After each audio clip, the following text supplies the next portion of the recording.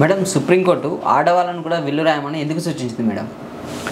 రీసెంట్గా ఒక కేసు గురించి మాట్లాడుతూ ఆ సందర్భంలో సుప్రీంకోర్టు ఏం చెప్పింది అని అంటే 1956లో ఎప్పుడైతే ఇండియన్ సక్సెషన్ యాక్ట్ ఇవన్నీ వచ్చినాయో అప్పుల్లో ఆడవారి పరిస్థితి వేరేలాగా ఉంది.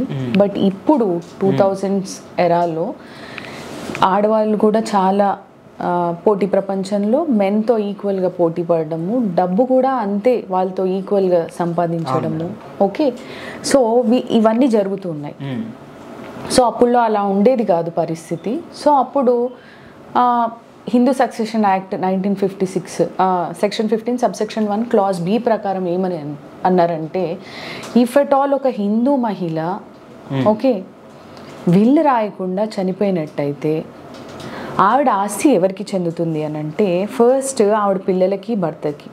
ఒకవేళ భర్త పిల్లలు కూడా చనిపోయిన సందర్భంలో భర్త వైపు అత్తమామలు బంధువులు, ఆ తరువాత చనిపోయిన మహిళ తల్లిదండ్రులు క్లాస్ 3 లీగల్ హెయిర్స్ కిందకి వస్తారు. సో ఇందులో క్లాస్ 1 లీగల్ హెయిర్స్ ఎవరు అని అంటే భర్త పిల్లలు. క్లాస్ 2 లీగల్ హెయిర్స్ ఎవరు అని అంటే భర్త వైపు అత్తమామ, లేదు అని అంటే వాళ్ళ మరిది బావలు వాళ్ళ బంధువులు. క్లాస్ 3 లీగల్ హెయిర్స్లోకి తల్లిదండ్రులు వస్తారు, చనిపోయిన ఆవిడ తల్లిదండ్రులు.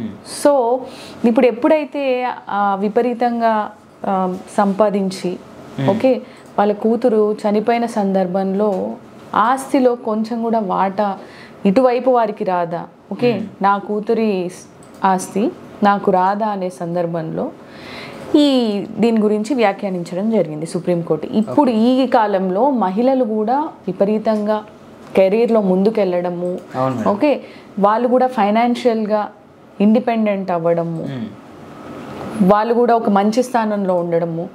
సో ఇలాంటప్పుడు ఫ్యూచర్ లిటిగేషన్స్ మీరు అవాయిడ్ చేయడానికి కంపల్సరీ విల్లు రాయండి అని సుప్రీంకోర్టు సూచించింది. అయితే దీని గురించే చెప్తూ, ఇటువంటి పరిస్థితి కానీ ఎరైజ్ అయితే ఫస్ట్ లీగల్ సర్వీసెస్ అథారిటీకి, లీగల్ ఎయిడ్స్కి, లోక్ అదాలత్స్కి, అంటే ప్రీ లిటిగేషన్లోకి వెళ్ళిన తర్వాత మీరు కోర్టుకు రండి. అనవసరంగా ఇటువంటి కేసుల్లో కోర్టు సమయం వృధా అవుతుంది. కాబట్టి ఈ లిటిగేషన్స్ అన్నీ ఎండ్ చేయాలి అంటే డెఫినెట్గా ఎవరైతే మహిళలు ఉన్నారో, చదువుకున్న వాళ్ళు, ఆస్తులు కూడబెట్టిన వాళ్ళు, వాళ్ళని డెఫినెట్గా విల్లు రాయమని సూచించింది.